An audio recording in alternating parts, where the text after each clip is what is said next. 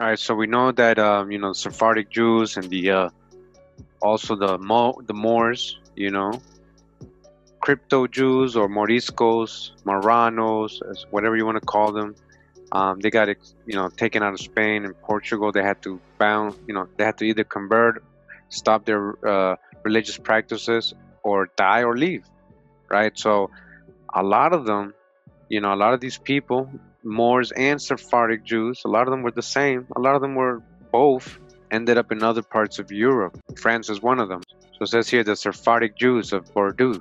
Assimilation and emancipation in revolutionary and Napoleonic France. Assimilation. Assimilation where? In France. And it says here the establishment, this is chapter 1. It says the establishment of the Portuguese nation in southwestern France. Portuguese, right? Iberians. From the splendor of the courts of medieval Muslim Spain, right? We just read about them, right? To the war-weary port of the city of Bordeaux. Represents a long and eventful journey filled with conversion, expulsion, and the unrelenting threat of the Inquisition. What led the Marranos of Spain? Remember what a Marrano is. So what led the Marranos of Spain in Portugal to Bordeaux? How? Despite the fact that France had expelled her Jews in 1394 and showed no intention of reversing that decision, were they able to establish a Jewish community, which by the eve of revolution was intellectually enlightened, economically prosperous, and socially and politically prepared to enter the emerging nation state. It is these questions which will occupy us as we trace the early development of the Bordeaux community. For a few centuries there had existed in medieval Muslim Spain a dynamic rapport between the Jews and their Arab and Christian neighbors. A dynamic rapport, all right? This rapport minimized the restricting impulses of separate theologies and elicited an intellectual, poetic, and commercial efflorescence. As the Spanish Umayyad Caliphate gave way to the fanatical Berber dynasties, however, Jews were increasingly persecuted. Many left southern Spain for areas in the north recently reconquered by the Spanish Christians. There they reestablished their prestige and influence. Political instability, Catholic zeal, and examples set by the Christians of Europe soon undermined the security of the Jewish communities. In 1391, persecutions and massacres spread throughout Christian Spain, creating in their wake converts to Christianity known as New Christians or conversos, right? Converting a lot of these Sephardic Jews and Muslims. These Muslims, Marranos, these converted, they were converts. They were secretly Muslims still, though. These former Jews, many although not all of whom retained their commitment to Judaism, saw their numbers increase with the persecutions of 1411. No longer protected as infidels, these new Christians were soon subjected to the punishments reserved for heretics. In 1492, again, same year that Columbus and his goons came over here, right? Ferdinand and Isabella completed their reconquista with the defeat of the only surviving Muslim stronghold of Granada and the expulsion of all Muslims and Jews, all Muslims together. Why together? They were living, coexisting together, mixing together already for a hundred years. Unable to resign the decree of March 30, the Jews of Spain were required to convert or emigrate. Convert or die. While some converted, others made their way to Portugal, where Emmanuel, unwilling to deprive his realm of needed middle class, forcibly baptized the entire community. He forcibly told them, all right, you guys want to come live here in Portugal, you got to baptize. Most likely to Christianity. By the middle of the 16th century, both Spain and Portugal, united in 1580, had cleansed their realm of the Jews. They were confronted, however, with a large and increasingly influential community of new Christians, derisively labeled Marranos, all because these were all converts of Muslims and Jews. Throughout the following centuries, the Inquisition would seek to ferret out those among these converts who were suspected of Judaism. The social climate of Bordeaux and its unique potential for commercial growth were such as to provide a receptive environment for those fleeing the arms of the Inquisition. Again, so all these, right, Muslim Moors, these Jewish Sephardic Jews were fleeing to France, Bordeaux. All right, so just real quick, it says here Marrano and Spanish swine used disparagingly by both Spanish and Portuguese to designate those Jews who had converted to Christianity, but who were suspected of remaining faithful to Judaism. All right, so Marrano's Judaism and Morisco is for Moors. Moors who converted to Christianity was Moriscos. We're going to go back again. We're just going over information we've gone over before. All right.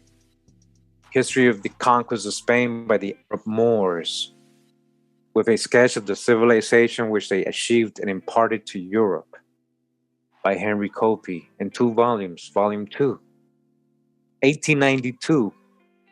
And we go to page 445.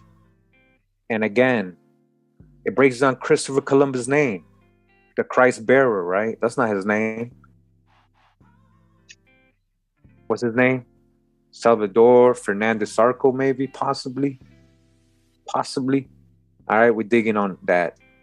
And it's talking about how he brought evil to the Aborigines and that he only thought Moorish civilization was good. All right. And that he left from a Moorish port. All right. And that many of his sailors were Moorish blood in their veins. It has been asserted that when the Moors were driven out, thousands took refuge in south of France, who afterwards, abhorring the Roman Catholic persecutions, became Huguenots. And that of these many emigrated at a later date to South Carolina. Charlestown, a city of free people of color, right? Huguenots are who? Moors, Moorish, are Moors swarthy, are more so-called black, are more so-called Negro, let's be straight up. Or in this case, Kurimeo, can Moor mean white in this case? No, sorry, Moor does not mean white. Not in this case. All right, so again, Huguenots, right? We're going over information here. Let's not forget that. Huguenots, again, or Moors. All right, Huguenots, Moors. All right, so whenever you hear Huguenot, whenever today I'm reading Huguenot, you think Moors, because that's what they were, Moors.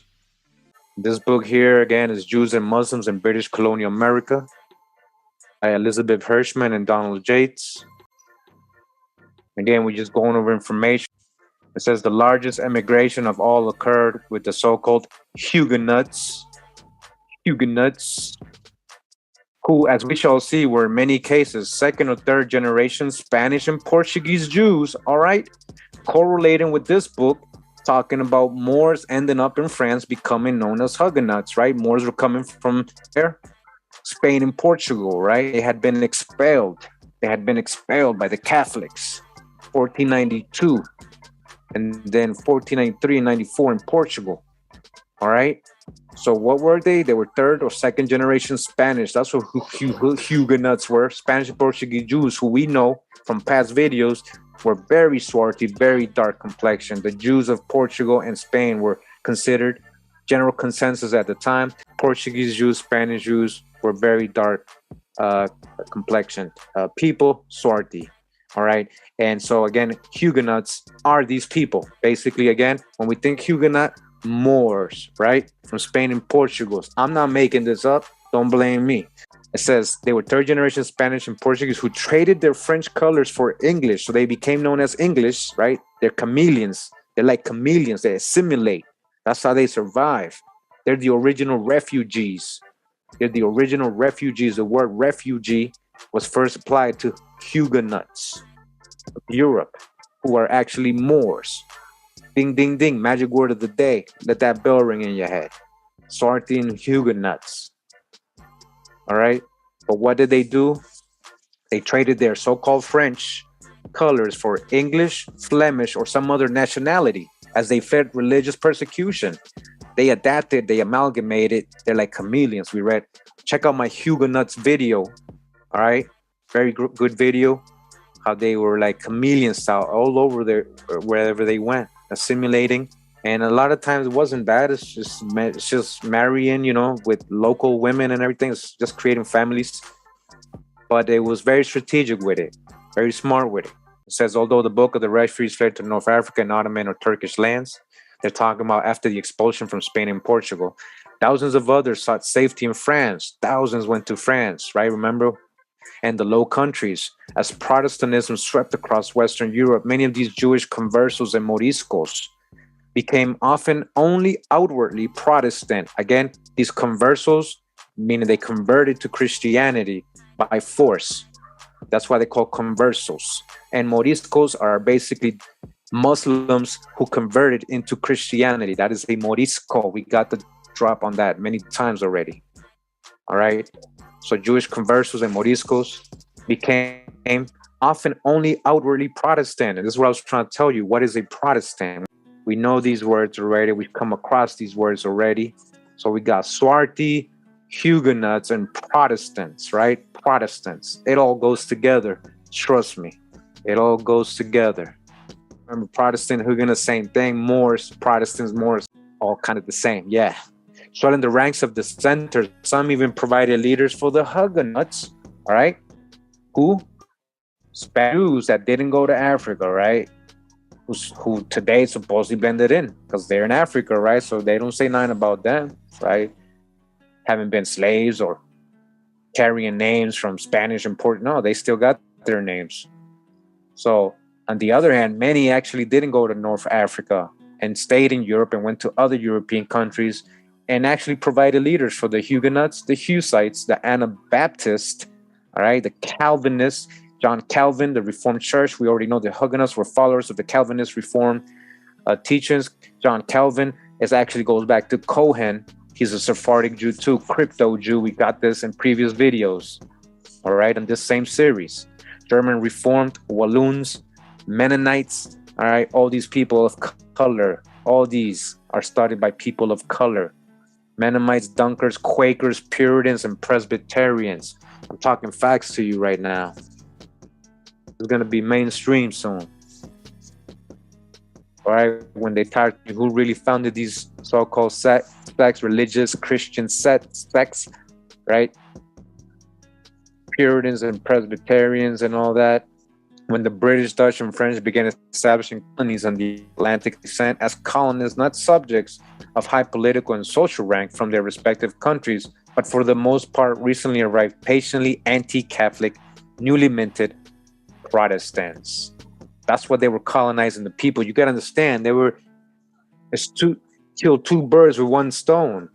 On one hand, they want to get rid of their unwanted, all the Protestants, so-called Protestants, right? Sephardic Jews and more, the Muslims that they got there because they're not Catholics. They want to get rid of them.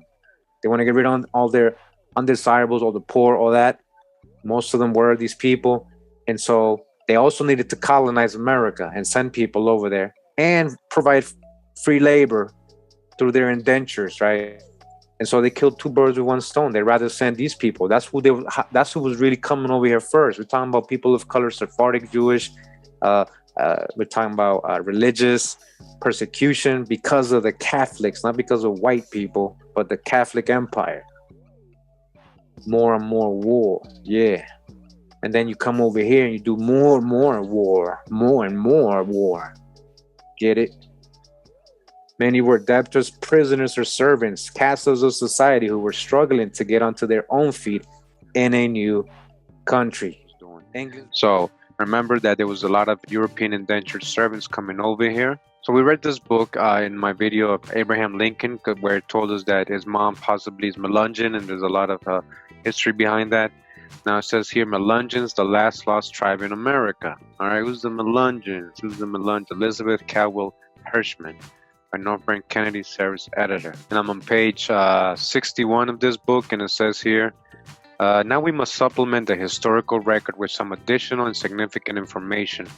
Major Abram Wood was part of a large Sephardic family, which had arrived early in the colonies and by the early 1600s was placed in South Carolina, and by the latter 1600s had also found its way to Maryland. So I believe South Carolina was actually a major place where French Huguenots arrived. All right, remember French Huguenots had some kind of relation with all these Sephardic Jews and Moorish Moriscos, ending up in France. Further, we must also know that Governor Spottswood himself was born in Morocco and was likely familiar with Sephardic and Moorish emigres from the Mediterranean to the new world. Spotwood's probable intent in traveling to the Blue Ridge Mountains was not merely to claim this territory for England, which had already been done, but rather to search for silver mines reputed to have been abandoned by the early Spanish colonists from Santa Elena.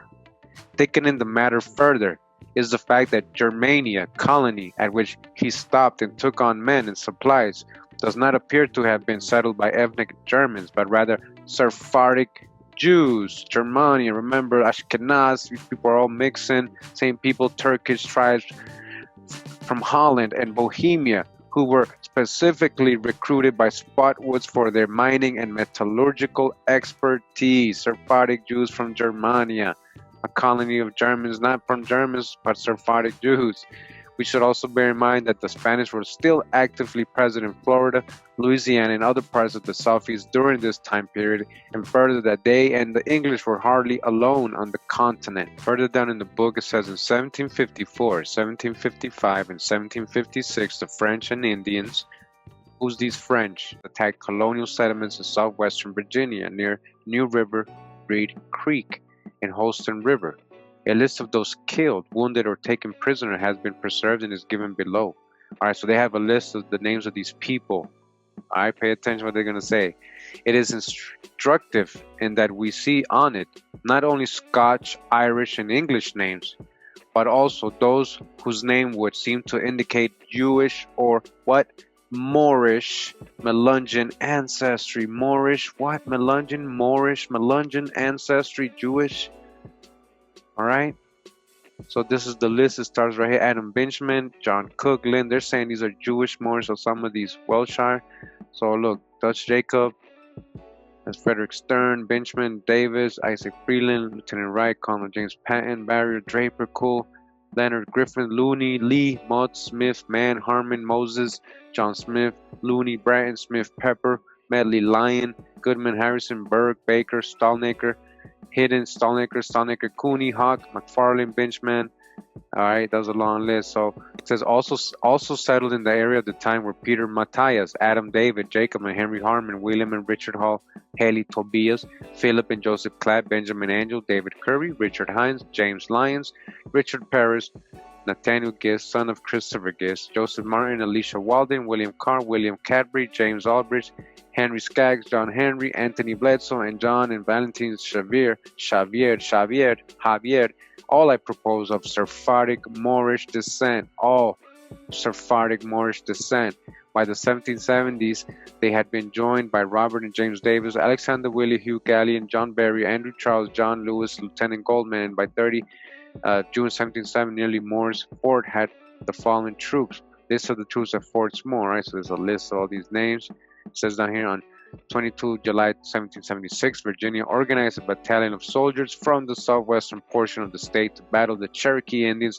Among these soldiers, as listed below, are several I propose to be a Sephardic, right? Sephardic, look how they wrote it, Sephardic Moorish descent. Who? Soldiers fighting who? Cherokee Indians, right? Your ancestors. Who was fighting them? Well, people who are Sephardic or Moorish descent. And look at the names. Oh, we got one of them, John Adair. All right, so these are some names of what he's saying are Sephardic or Moorish. And what I want to show you is on the footnote of this, it says right here, the reader is requested to compare the names on the following two lists with the list of Sephardic surnames available at, and this is the website. Make sure you go to this website. It's www.sephardim.com if you want to check the last names, so you can see what she's saying. And there's more last names here. She's saying a lot of these are Sephardic or Moorish last names. So that's what I was saying earlier. Who really, was coming to America? We got to really think about all these indentured servants. Are they all, just because they're European, are they all pale skin? Are they all just what we think of white, pale, Caucasian? No. A lot of these Europeans were Muslims. A lot of these Europeans were Jewish, Sephardic Jews, and all kinds of different people. And the list, this is a long list. It says, from comparing these settler lists with lists of documented Sephardic surnames, it is apparent that several persons of Sephardic Moorish ancestry are present at this time. Contemporaneous with these settlers was Daniel Boone. Oh, the famous Daniel Boone. They said he was colored, right? Boone, America's archetypic pioneer. Boone had learned of Kentucky and the Cumberland Gap, leading it to during the French and Indian War. Just want to go to the footnote. It says 14. Remember, it says it is apparent several persons of Sephardic Moorish ancestry present at this time. Footnote 14, it says, even John Xavier and his brother Valentin were of Moorish descent. The family Xavier, or Javier, right? That's how we say in Spanish, Xavier, having fled to France during the Inquisition. They're Moors who fled to France. If we're talking about Moors, who they are, Moorish, those nations behind that name. If you hear about Sephardic, now that you understand that, where that comes from, and all the sub-ethnic groups that might be involved, even in the word Moorish, right? Because a lot of the Berber Moors are pale skin, basically ancient Georgian Iberians, a lot of them coming from Georgia. Remember this idea of Moorish or Moors leaving Spain, Portugal, ending up in France during the Inquisition.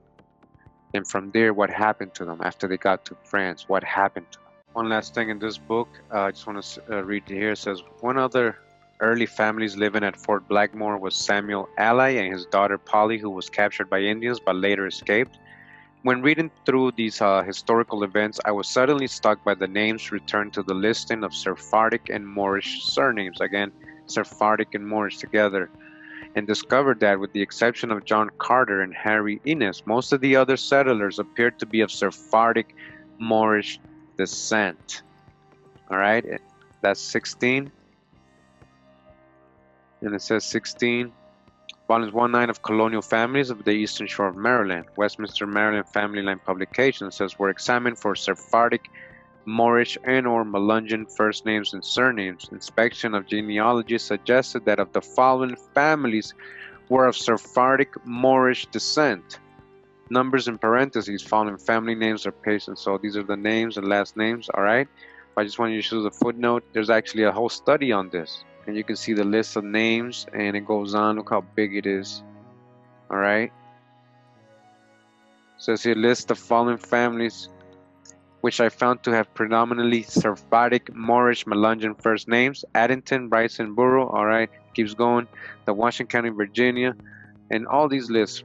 And going back here, it says, indeed, in his History of Scott County, Virginia, 1932, Addington comments that the original spellings of Blackmore and Alley were Blackamore or Blackmore, and Ali or Ali. By 1776, a Samuel Cohen had arrived with his family, and by 1794 they had been joined by James John and Peter Van Berber, Vincent Job and Abraham Hobbs, Adam Eli and George Joachim.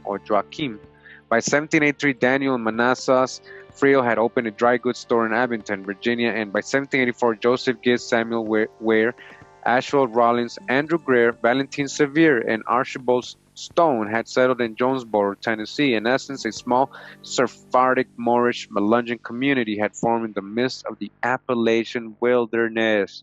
Sephardic Moors, Blackamore is Blackmore, Blackamore.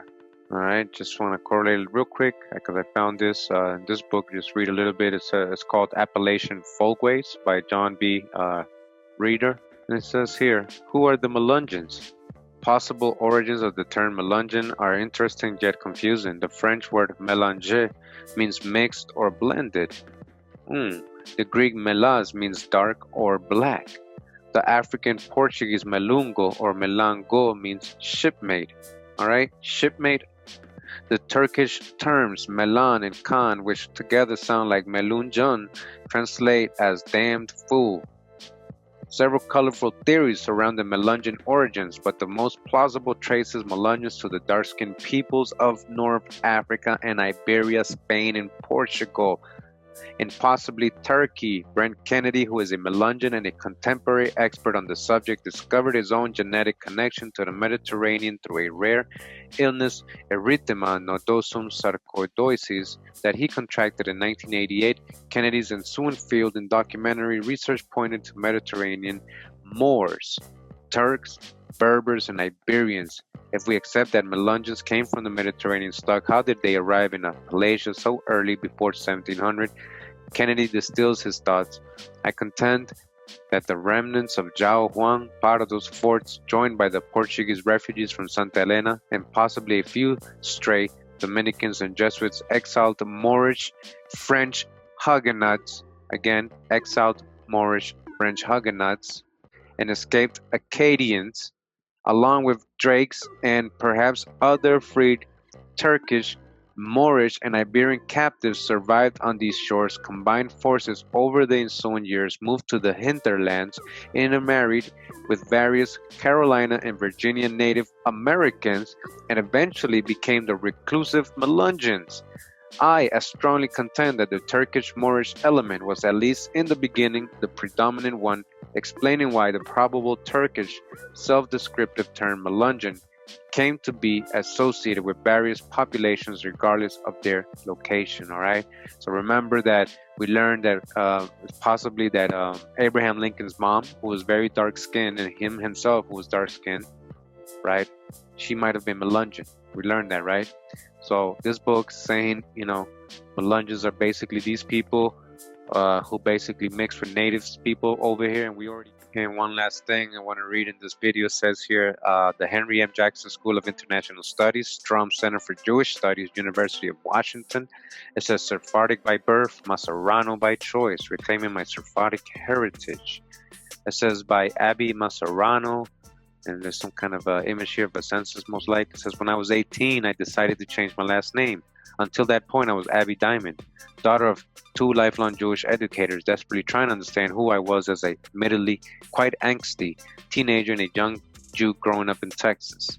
My family has always been interested in our Jewish heritage, much like many other American Jews searching for some connection to the people and places their ancestors left behind.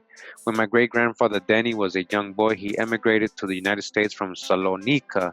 All right, we know that's a Sephardic Jewish town and Moorish town back in the day in Spain, with his parents Lena and Eli. All right, so her great grandfather came from Salonika, Spain, right? With her parents Lena and Eli, and his sister Rose. In 1916, after arriving at Ellis Island, they chose to remain in New York and lived in tenement housing on Ludlow Street and Lower East Side, as many European Jewish immigrants did. My mother often visits the building when she travels to New York. Says the record at Ellis Island shows their last names to be Maserano. Maserano. Remember Marano? A name that is well known among the Sephardic Jews of Salonika. Though at some point in the 1930s, Denny changed Maserano to the more anglicized Mel. All right, so if a lot of you have Mel in your surname, you might be a Maserano, you might be a Sephardic Jew of Salonika. At 18, he married an Ashkenazi woman, to the great contempt of both of their families, and refused to speak Latino with his children in an attempt to assimilate as much as possible into the American culture. And just like that, in one generation, my family's Sephardic heritage had been erased. You see what was going on?